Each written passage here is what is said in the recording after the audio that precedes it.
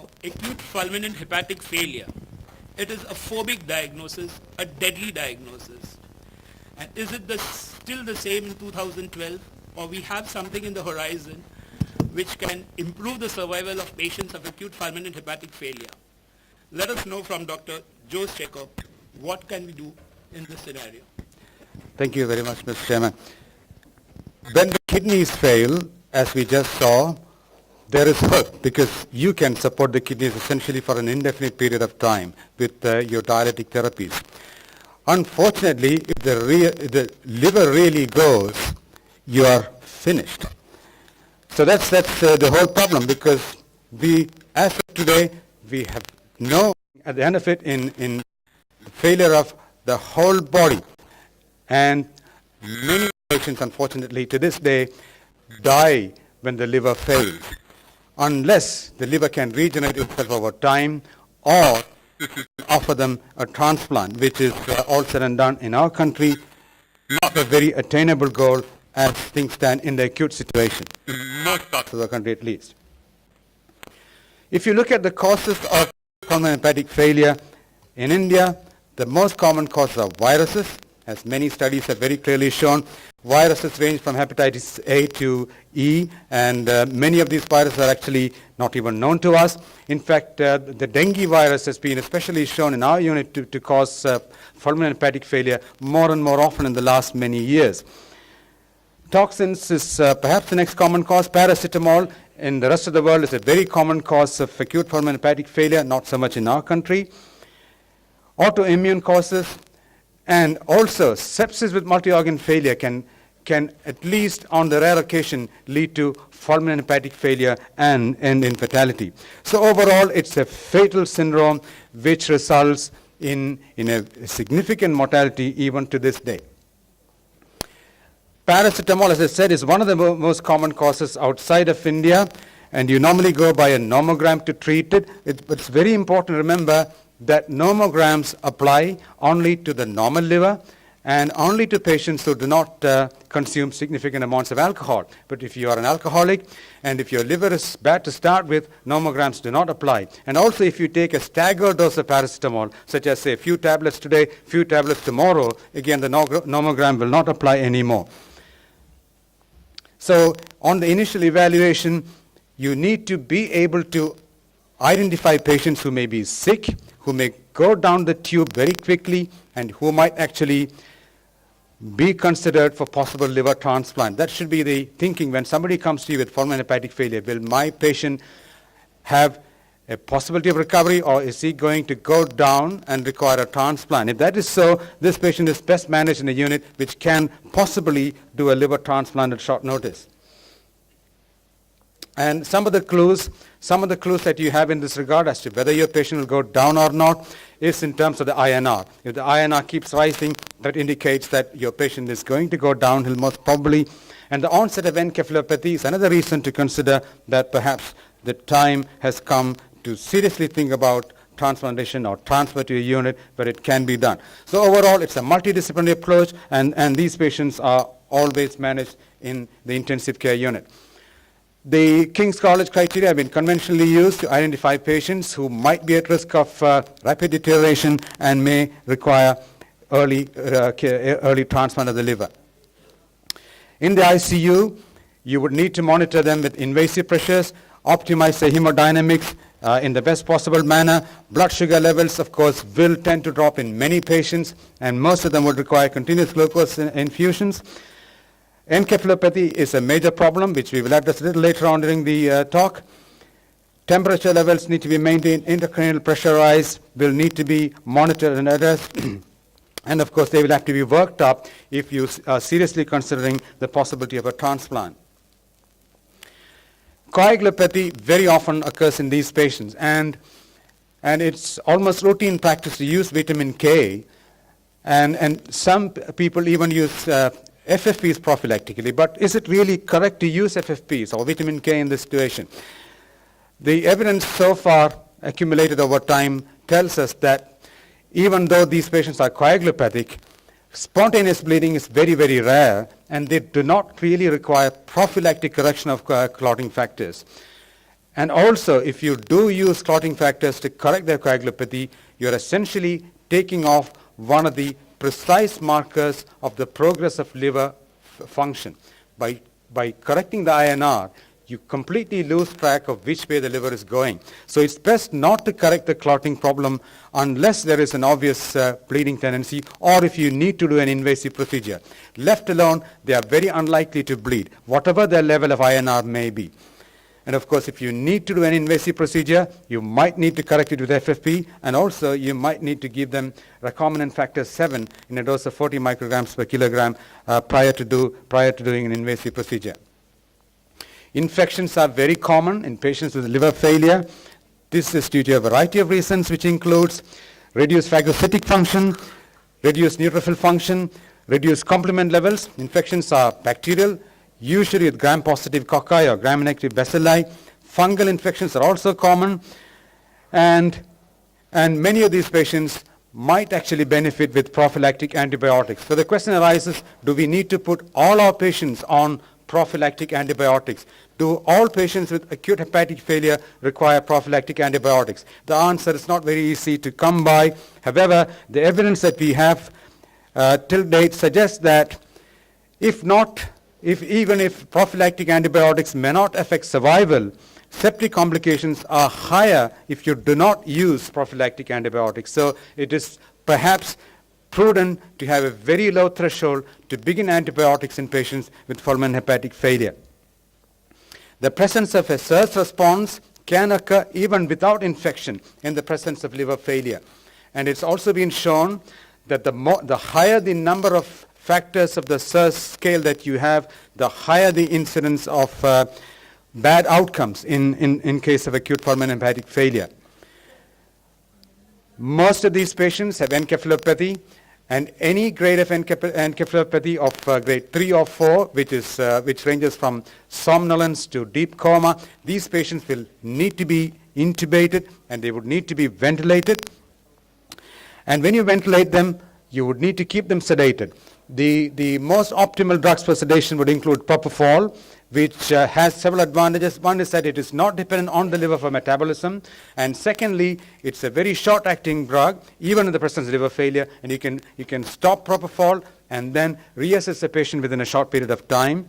Neuromuscular blockers are preferably not used because they can mask seizure activity, and you might actually not be able to treat their seizures. The hemodynamic situation in hepatic failure is characterized by a vasodilated state, low systemic vascular resistance, and a very high cardiac output, similar to what you see in sepsis. Blood pressures are low, and these patients, like your patients with sepsis, require fluid resuscitation. Vasopressors, usually noradrenaline, and also vasopressin, terlipressin to some extent. There is some evidence to suggest that these pressins are also effective. Dopamine, as was once considered to be a renoprotective drug, is been very clearly established to be useless in that particular situation. So the best vasopressor would perhaps be noradrenaline with maybe vasopressin or terlipressin in this situation. The cerebral perfusion pressure, if you have ICP monitoring, should be maintained between 50 to 65 millimeters of mercury. Adrenal insufficiency has been increasingly recognized in patients with hepatic failure, and a low cortisol level has been associated with hemodynamic instability, as well as a higher cortisol level has been shown to improve survival. So one of the things that you need to be on the lookout for is occult adrenal insufficiency, like you get in sepsis, and treat them with steroids if they do look like their cortisol levels are low. Acute kidney injury may happen in liver failure, which may be due to acute tubular necrosis, pre-renal causes, or it can be due to hepatorenal syndrome. And such patients would, of course, may require renal replacement therapy. In the presence of fulminant hepatic failure, the use of Continuous therapies have been shown to be preferable to intermittent therapies such as hemodialysis. This is mainly due to the osmotic swings that can happen with hemodialysis, which might actually worsen cerebral edema and cause problems from worsening of the intracranial dynamics. So CRRT may be superior in the patient with kidney failure and liver failure. So when the ICP is high, the mortality tends to be very high. 30% of patients who have a raised ICP have been shown to die while waiting for a transplant, and 90% may actually die if no transplant is actually done. So the presence of the onset of encephalopathy and worsening of encephalopathy is a very bad sign which might result in mortality. And unfortunately, the CT scan may not be very sensitive at all in diagnosing early encephalopathy. You may not see anything at all on the CT scan in the early stage of encephalopathy. ICP monitoring is, again, a contentious issue. Does it actually help or not? There are many centers which do ICP monitoring. The incidence of bleeding in this situation has not been shown to be much higher if you do ICP monitoring. Again, as I said, it's a contentious issue. There are no ready answers for it. But of course, in ventilated patients who have a higher degree of encephalopathy, it may be worthwhile measuring ICP and then using the cerebral perfusion pressure to titrate your hemodynamic management. And when you have an ICP monitor in place, you would attempt to maintain the cerebral perfusion pressure between 50 and 65. And if the ICP is more than 40, for a significant period of time, the results are uniformly poor. And of course, you maintain the ICP with the usual measures, which include elevation of the head out of the bed, adequate sedation, minimal stimulation, and keep the patient with a relatively high degree of sedation and even paralysis if it is required. Specific agents that are used for raised intracranial pressure would include mannitol. Hypertonic saline has been used more often these days, and whatever evidence we have today suggests that hypertonic saline may at least be equal in terms of efficacy compared to mannitol, and of course it doesn't have the problem with rebound edema that mannitol has.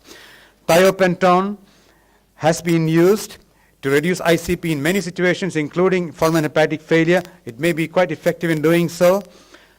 Hypothermia has also been used with some evidence for efficacy in the presence of acute pulmonohepatic failure. Nutritional support in liver failure is extremely important. Many patients become hypoglycemic and they would need to be on continuous glucose infusions.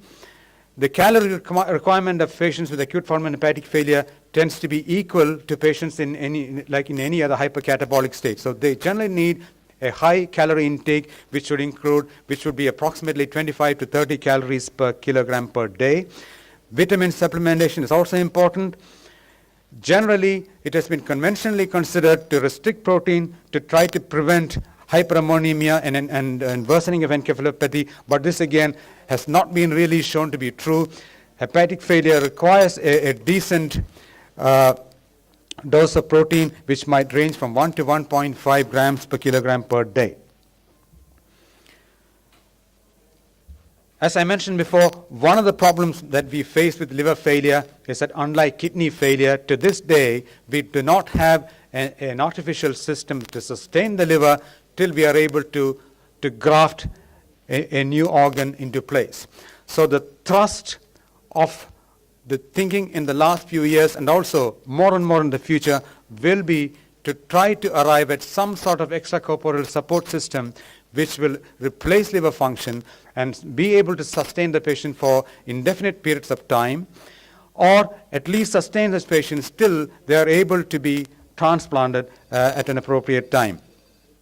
For kidneys, of course, we do have dialysis, and people can be maintained on dialysis for a protracted period of time.